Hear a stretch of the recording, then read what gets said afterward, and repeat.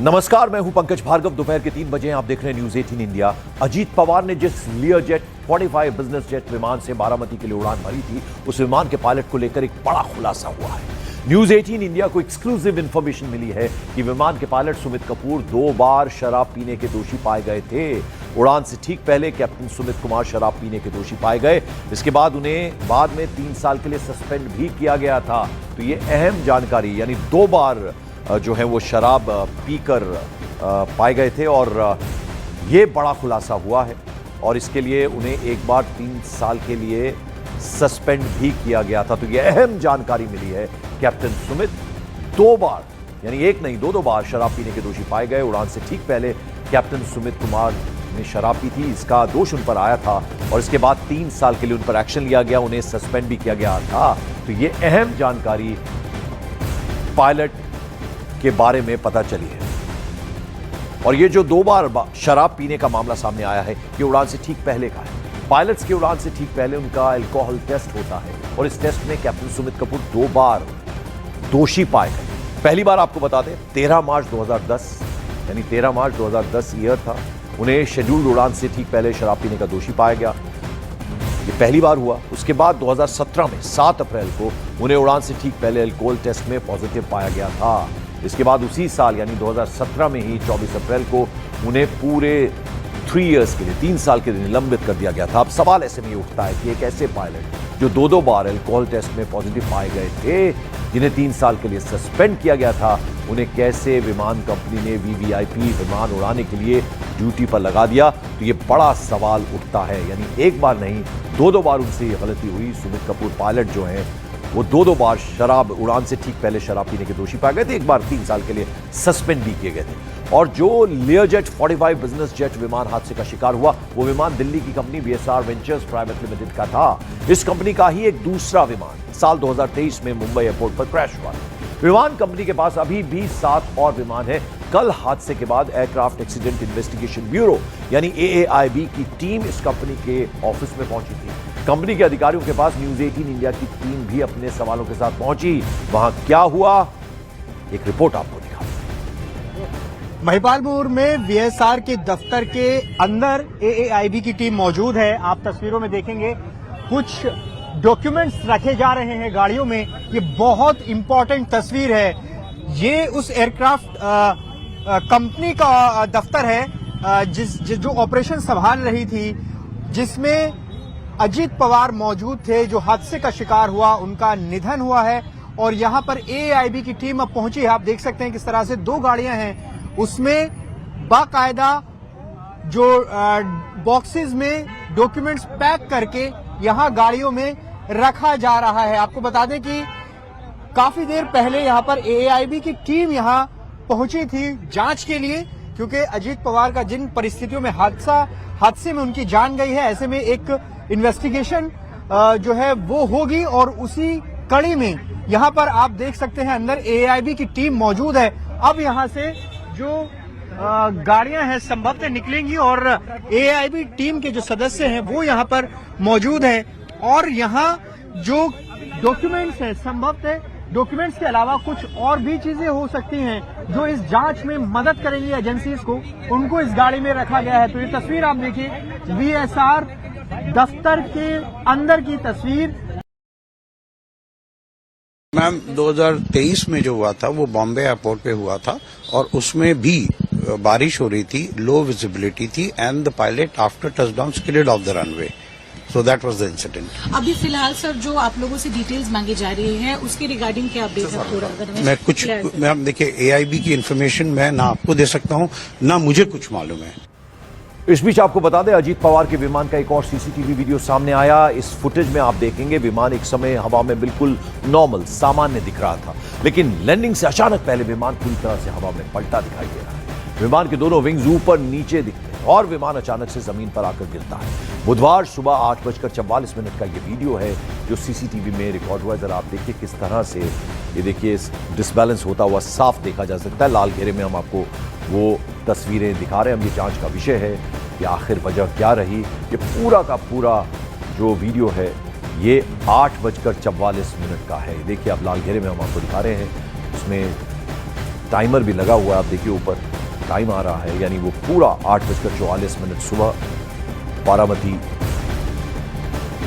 में ये क्रैश हुआ। किस तरह से ये पहले ऊपर नीचे इसके विंग्स होते नजर आए और फिर विमान अचानक से जमीन पर आ गिरा, उसमें आग लग गई, विस्फोट हुआ। 8:44 का ये वीडियो है, सीसीटीवी में पूरा ये रिकॉर्ड हुआ है, आप देख सकते हैं। लाल घेरे के अंदर ये तस्वीर हम आपको दिखा रहे हैं। अब ये कम विजिबिलिटी थी, टेक्निकल स्नैक था कोई या कोई और प्रॉब्लम थी, अब ये जांच का विषय है, इसकी जांच होगी। ये बात केंद्रीय नागरिक उड्डयन मंत्री ने भी कही है। और अब जाहिर बात है, देश ने, महाराष्ट्र ने एक बड़ा नेता इस हादसे में खोया है। इनके अलावा कुल मिलाकर 5 लोगों की दुखद मौत हुई है। और इस हादसे को सबसे करीब से देखने वाले एक आई विटनेस ने न्यूज 18 इंडिया के कैमरे पर बड़ी बात कही है। चश्मदीद मिलिंद भोसले हैं, उन्होंने कहा कि उन्हें अजीत पवार के आने की खबर थी, इसीलिए विमान की आवाज सुनकर वो अपने घर से निकल चुके थे। उन्होंने विमान को रनवे के करीब आते देखा, लेकिन अचानक सब कुछ बदल गया। मिलिंद भाई, आप कल क्या हुआ था? कल 8:45 के टाइम पे इधर से विमान आया, उधर से हम घर में थे, तो 8:45 के दौरान उधर से सीधा विमान आया। पहली बार तो एक बार गया उधर, वो साइड में, हमने सोचा कि उधर गया, उधर से वो लैंड हो जाएगा, लेकिन वो घूम के इधर आया। इधर आने के बाद में क्या हुआ कि वो थोड़ी देर तक सीधा चला, सीधा चलने के बाद एकदम से टेढ़ा होके वो नीचे गिरा और एकदम बम का जैसे धमाका होता है उस तरह से हमने देखा। आग, धुआं, सब तरफ धुआं ही धुआं होने लगा। फिर हम भागे इधर से, जाके देखा तो पूरा आग में वो विमान ब्लास्ट हो चुका था, वो विमान। तो आप उस समय तो आप कुछ कर भी नहीं पा रहे होंगे, इतनी आग था वहां पे। कितनी देर में? नहीं, आग बहुत थी, आग बहुत ज्यादा थी। वो कितना सेकंड का खेल था, वो 2-3 सेकंड में वो पूरा विमान ब्लास्ट हो चुका था। वो हम देख रहे हैं वो जो जगह दिख रही है, इसके ठीक पीछे वो रनवे है जहाँ पर ये हादसा हुआ। बराबर वो जो गाड़ी खड़ी है उसके बाजू में ही विमान का हादसा हुआ है। वो तो आप कितनी देर में यहाँ से वहाँ पहुंचे? जब जैसे ही आपने देखा है हमने देखा उसे 5 मिनट के तक उधर थे 5 मिनट में उधर थे हम। और फिर वहाँ क्या मंजर था? मतलब जब आग लगी 5 मिनट बाद आप वहाँ पहुंच गए? बहुत ही खराब मंजर था सर उधर का, मतलब कुछ बोल ही नहीं सकते उधर का ऐसा। और वो सारे सरकारी कागज भी हमने देखा सब पड़े हुए थे। सब पड़े थे, वो सब पड़े थे। वो जो एक सीट रहता है वीआईपी सीट, उसको जब प्लेन क्रैश करता है तो उसके बाद में वो अलग से होता है ना, वैसे वो एक सीट वो पड़ा था अलग से। और हादसे का शिकार हुए विमान का ब्लैक बॉक्स अब बरामद कर लिया गया। डीजीसीए की टीम भी हादसे वाली जगह पहुंची और विमान के मलबे से एविडेंस कलेक्ट किए। प्लेन के बचे हिस्से से एविडेंस कलेक्ट किए गए और अब यह पता लगाने की कोशिश की जाएगी कि फ्लाइट के आखिरी 35 मिनट में क्या कुछ हुआ। आखिर विमान रनवे के इतना करीब आकर अचानक से क्रैश कैसे हो गया। फॉरेंसिक टीम ने भी हादसे वाली जगह से एविडेंस सैंपल्स इकट्ठे कर लिए हैं। इनकी जांच के बाद फाइनल रिपोर्ट तैयार की जाएगी।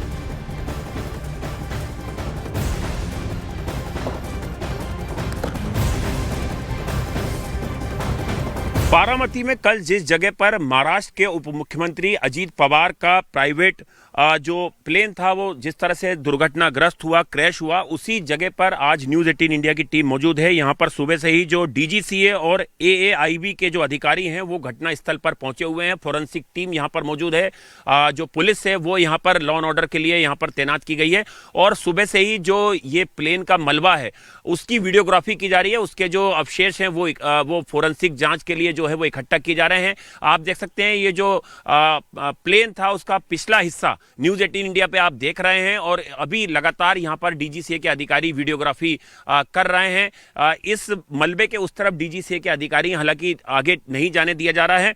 और जिस तरह से जो जानकारी आ रही थी कि कल जिस तरह से ये प्लेन जो है दुर्घटनाग्रस्त हुआ, पहली बार जब पायलट ने लैंडिंग का प्रयास किया तो उसे विजिबिलिटी कम नजर आई और उसके बाद पायलट ने एटीसी को सूचित भी किया इस बारे में। और उसके बाद जब दूसरी बार लैंडिंग का प्रयास किया गया तो पायलट को रनवे दिखाई दिया गया और जिसके बाद उसे लैंडिंग की अनुमति दी गई और उसी दौरान अचानक से यह हादसा हो जाता है।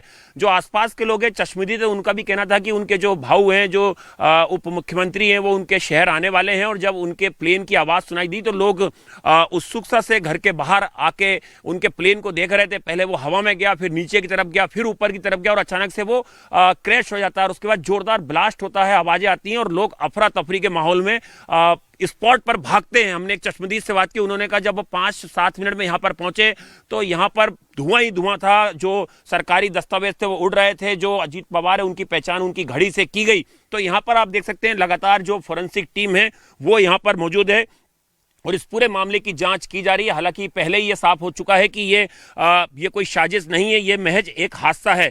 और जो विमान दुर्घटना जांच ब्यूरो है उसके 3 अधिकारी, इसके अलावा जो डीजीसीए नागरिक उड्डयन महानिदेशालय है उसकी मुंबई की टीमों के 3 अधिकारी 28 तारीख को भी दुर्घटना स्थल पर पहुंचे और उन्होंने यहाँ पर जांच की। और आज भी लगातार जो डीजीसीए के अधिकारी आप देख सकते हैं यहाँ पर जो अधिकारी हैं वो यहाँ पर पहुंचे हुए हैं। लगातार रिपोर्ट जो है वो तैयार की जा रही है, वीडियोग्राफी पूरी जो है वो की जा रही है, मैपिंग की जा रही है और जो ब्लैक बॉक्स है वो भी जो है वो बरामद कर लिया गया है।